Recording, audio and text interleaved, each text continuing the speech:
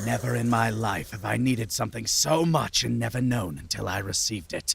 That right there is the best example of what it's like hearing Octopath Traveler for the first time.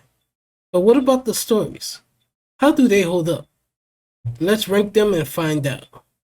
Though be aware there are spoilers. If you haven't played the game, you need to start working off your backlog.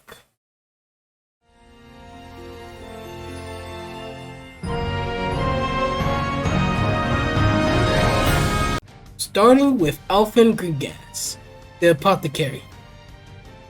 I started with Alphen because I didn't know what apothecary was, but it sounded cool like witch doctor. Story starts off with the MC having no real destination or clear goal for himself, except wanting to take his medical skills and knowledge outside his village. Sort of like Dr. Blackjack, but for free. First half of the story is like an avocado. Bland and tasteless, till you spice it up and put it on toast. And the spice and toast is Alphen's story's second half. The second half challenges the MC's notion of wanting to heal everyone he comes across and questions if everyone is worth healing. It's interesting to see how the MC doesn't just give an idyllic answer, but one who actually tackles the question head on. While the story is not totally boring, the interesting parts are like rare jewels.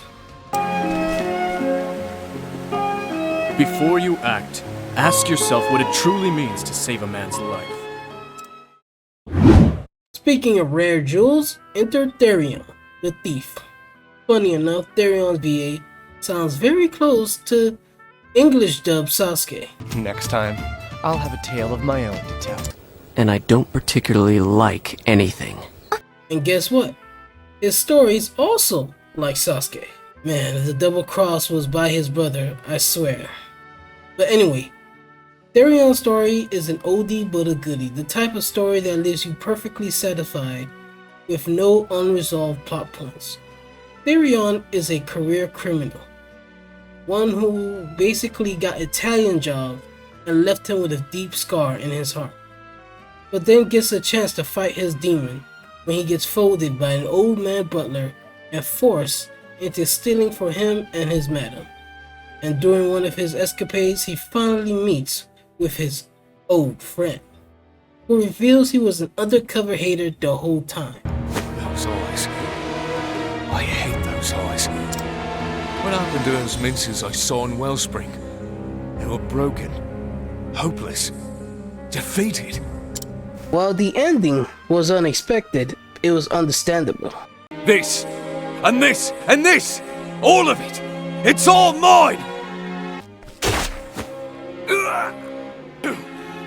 Traitors!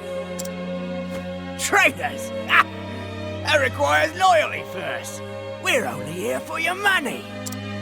Look at all this money! And it's all ours now!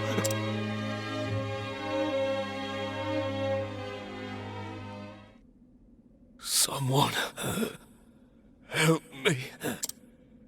And he got their hands in the end.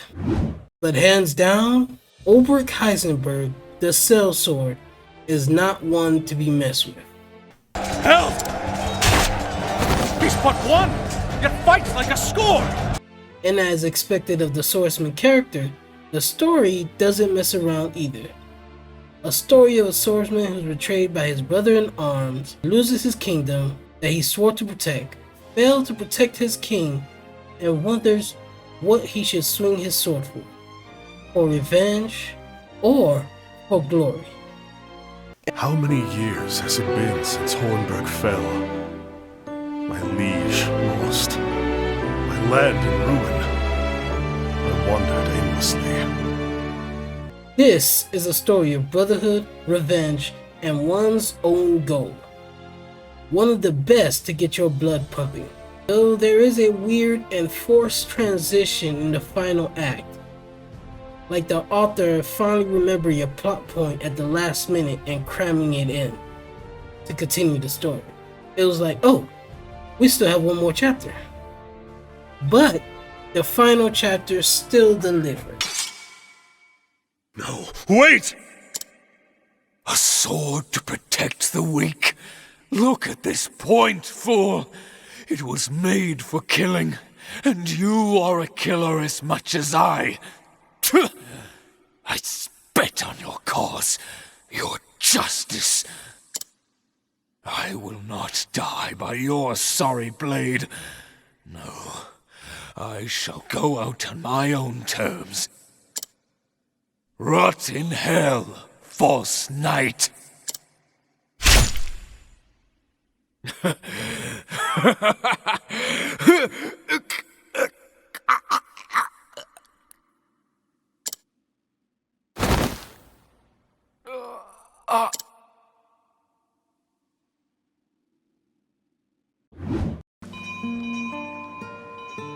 I saw it with my own 2 eyes.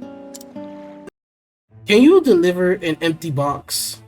Because Tressa did. Tressa Cozione, the Traveling Merchant.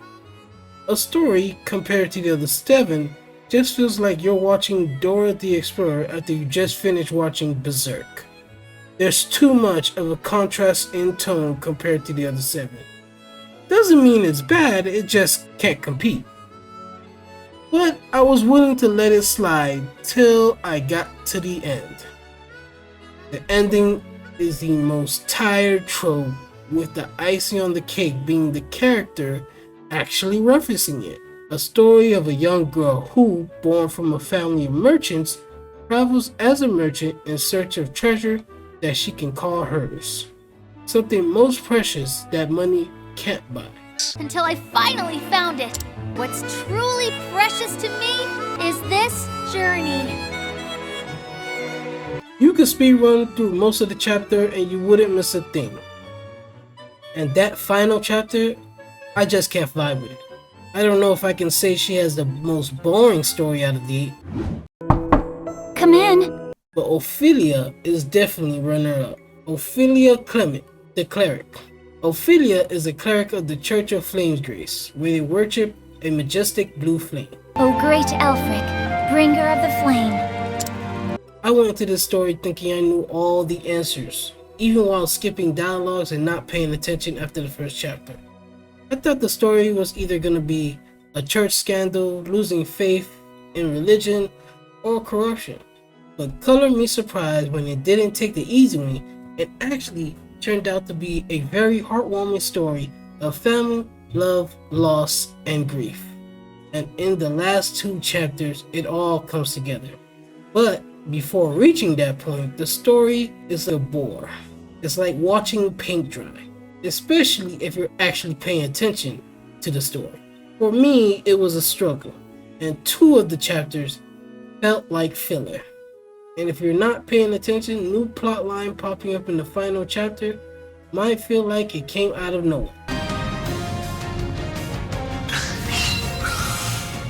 Bonds of love and friendship are but fragile things. They all break in the end. All of them. No, we will never be broken apart. I believe in Liana. Oh, you sound quite confident. I wonder how long you cling to. Even if you remove chapter 2 and half of chapter 3, you probably wouldn't miss a thing. But if you did miss something, Cyrus could find it. Correct you are, Your Highness. Enter Cyrus Albright, a scholar, a researcher of ancient texts. Cyrus' story is an acquired taste, because it is so mid, and it is consistent in its midness. And the first chapter already starts off with a bad taste in your mouth, with Cyrus basically getting Me Too, and it involved the Queen's daughter. And he wasn't even the Queen who did the Me Too. I remember the last time a princess got her cheeks clapped. But it was all a lie, because someone was jealous she wasn't getting enough attention in class. And even worse, it cost this man his job, and he just brushes it off. Well, he better than me. But if you ever seen Full Metal Alchemist 2003, You basically got the plot of Cyrus' story, up to a point. But unlike Full Metal Alchemist, the villain is not nearly as entertaining or hype. It will behoove me to leave without bidding my fate. A joke, as always. But Hannet makes her own hype. Hannet the Hunter. Hannet's story started off wild for me. Because here I am, being used to regular English, and then I get thrown in with the wolves with this new fantasy English. Like I was just dropped in the South. Caused major whiffing, and took some getting used to. This story is one you would and should expect from, with a fantasy setting like this, with fighting dragons, demons, and monsters. This one scratches that itch for adventure, fighting monsters, and anything you would see from your average isekai anime without the broken cheat abilities. We meet Huntress Hannet, who just found out that her master has gone missing and could be in trouble, and we set out to help her find him. If you don't have a dad, be careful.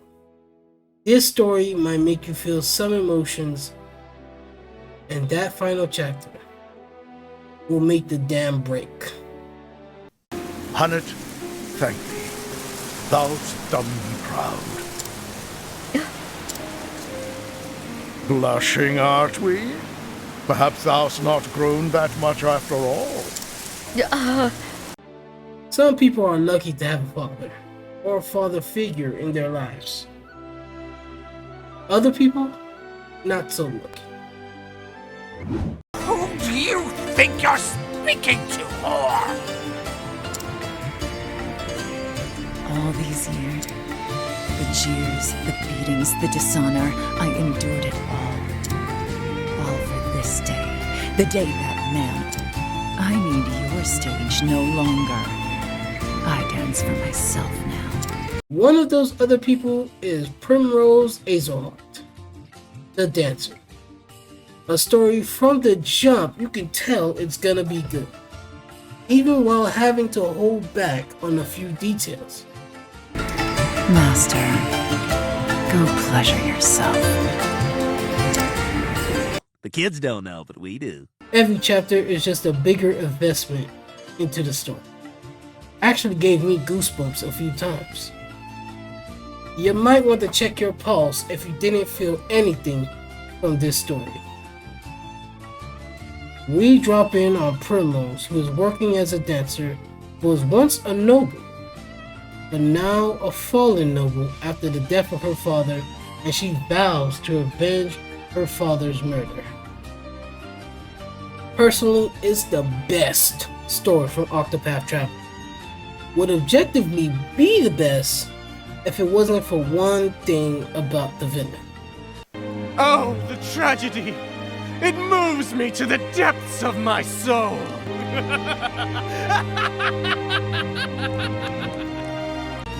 Don't get me wrong, the villain or villains are great. The atmosphere, the tone, the reveal. Everything except for one of the villain's flair for the dramatics and their motivation. The villain's motivation was basically them being born evil for the sake of being evil. And that's my story ranking for Octopath Traveler. Does your list match mine? Do you think mine is trash? Tell me what you think if you enjoyed the video. Be sure to like and share.